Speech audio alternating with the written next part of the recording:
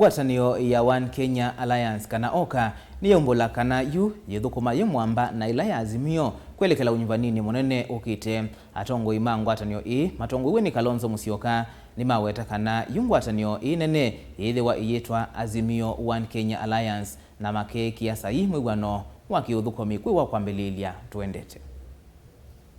As you know, they had their delegates convention yesterday. KANU started this off, and I think we followed suit as Wiper. And not only that, we had full consultations about the statement we're about to make.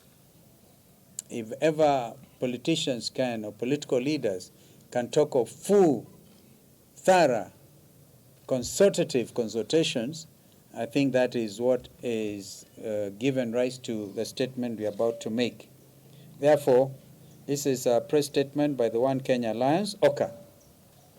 Members of the press, ladies and gentlemen, the One Kenya Alliance wishes to inform Kenyans that it has officially initiated open and structured dialogue with like-minded political formations, namely the Jubilee Coalition and the ODM Party.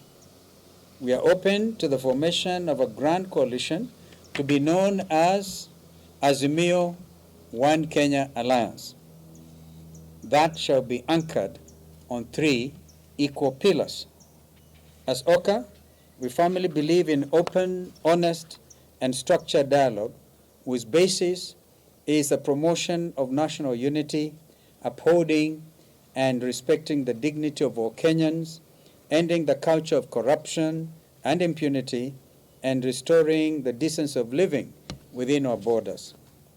As announced in our earlier communication, OKA principals will on Monday, the 28th February 2022, officially sign the coalition agreement as an affirmation of our commitment to seeing a just, inclusive, and prosperous nation.